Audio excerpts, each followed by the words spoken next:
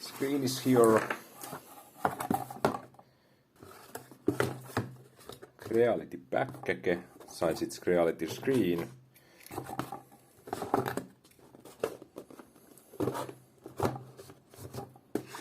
And I know you can basically get touchscreen option also. But I did see the reality something has the touchscreen option. The only reason why I did basically get this one is all the mounts and everything. Okay, yeah, it says reality. Maybe just end up doing something for that, but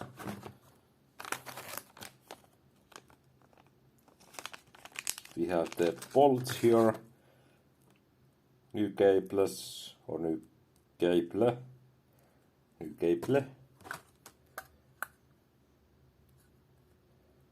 and I'm not 100% sure how this is mounted, but we have two holes here and nothing else. It has only EXP3 connection. What? In the picture it did have all three connectors here.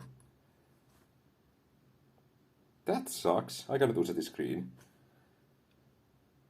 What the hell? So you can clearly see we are in the screen what I did get. Screen kit, display in housing for Creality 3 and 3D printer Creality. It has the pictures here, EXP 1, 2, 3. And if you go here, display connectors EXP 1, 2, 3. But there is no 1, 2, 3. There is only 3. There is no 1, 2. There is only 3. So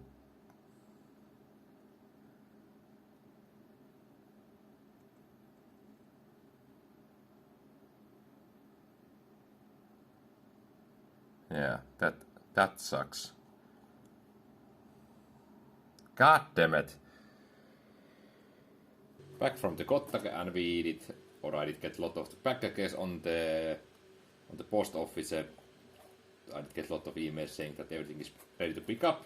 So let's go and check what we did get and go forward with the printer. So 8 pieces mini hex key set. Super nice to have something like this with the 3D printer. It's missing the 5mm key, but I'm not too worried about that. I'm more worried about the smaller sizes. This is not sponsored or anything by Triangle Labs or Triangle Lab, but they have the, if you're trying to find some 3D printer stuff, parts, anything like that, just go to the trianglelab.aliexpress.com. They have good prices, and you can see in the footer that I'm having a lot of the Triangle Lab parts. Like we have the blower fan here. This is going to be part cooling blower fan. Then we have the new nozzles for the probe. Just because the one is basically a little bit bent, I don't want to use that. Silicone bed spacers, or these are replacing the springs. And the Triangle Lab is usually shipping, it's arriving in 1 week, so that is super fast. Then we have 4010 hot end cooling fan, dual ball bearing. It was super cheap, so why not? I'll leave all the links in the description if you want to get stuff like this. Then, because I'm selling the Elekus printer away, the Neptune 3 Pro, I need tools. So I have the tools in the garage, but I don't want to bring everything back to the home every time I need to do something. So I did get like this multi-size wrench, whatever. Super handy. Then this was included the kit, and I was thinking like, why not? And then we have tiny wrench nozzle changer thing here. Super handy also. And 4 T-nuts, little bit bolts. These are the printed parts here. And then we have the beefy boy, the MOSFET for the bed. I did take the 30 amps version. It basically fits to the under here like really parallelly if I print anything under here protecting the contacts. I have the lid coming, so I don't know. I did already start printing the base and the cover for this, and I mount that on the rail like behind the printer, so it's going to be maybe installed in this corner where is the bed wires coming out. Then I just hook that like outside, because there is not that much space here. Then we have a little bit more nuts, different sizes. These are for the cables for the MOSFET. Nothing that thick cables or anything that special. I'm a little bit. Next box we have the heater, 40 watts. Again from Triangle Lab. Thermistor, again from the Triangle Lab. Different size bolts and nuts. Then we have the scrapper blades, 2 of those. I need to print the scrapper body. And then we have the big part what I've been waiting for.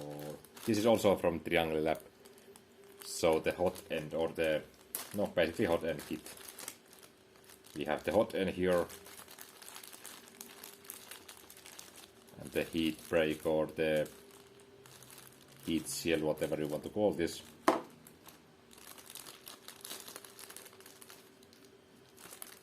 All metal heat break. And 0.4 nozzle here.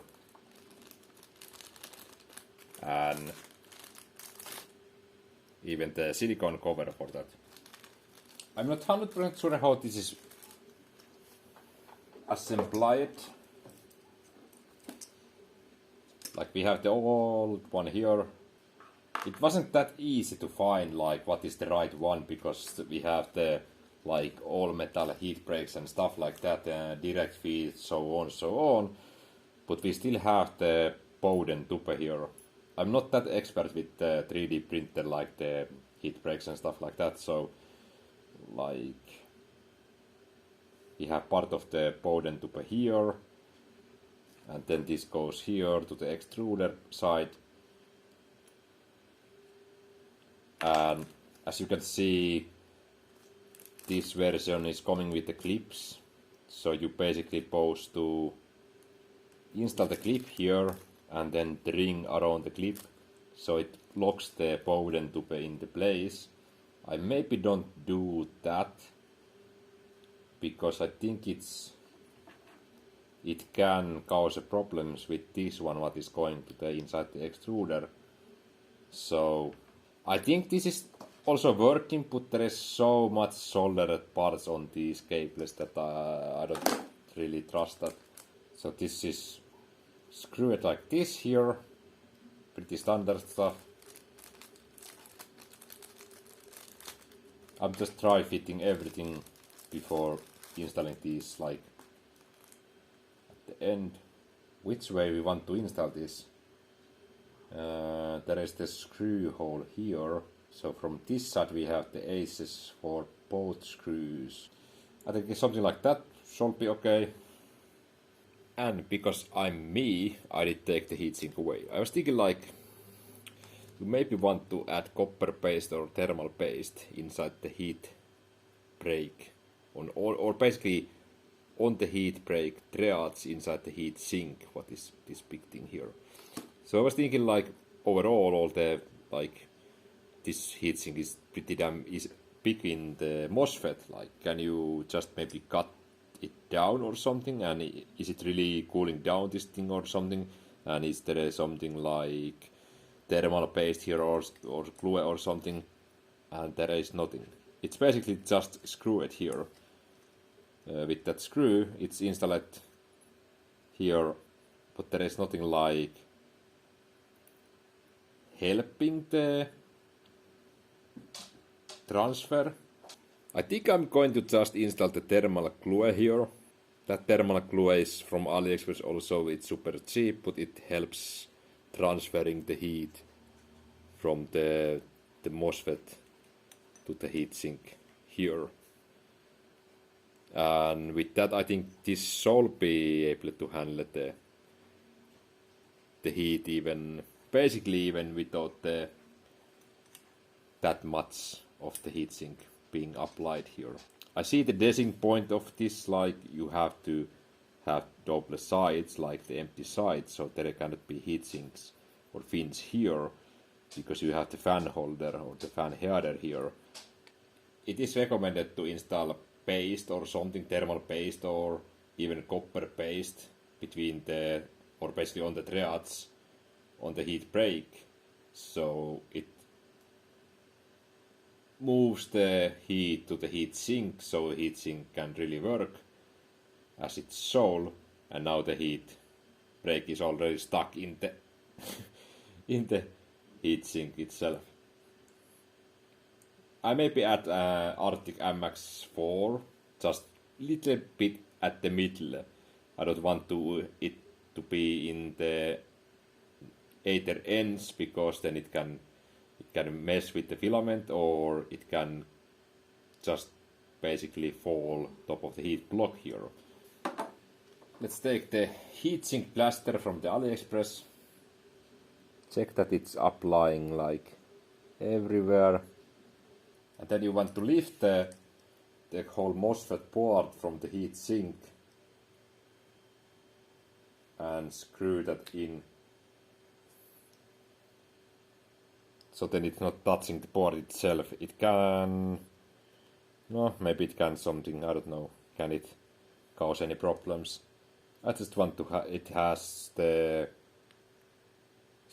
about same amount of space between the heatsink itself and the board at both sides. But now it's basically pasted in.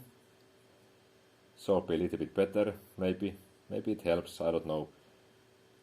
But it's better than nothing. Now we have the base for the MOSFET, and it fits nicely. Now I'm printing the cover for the MOSFET, where is the vent holes and everything.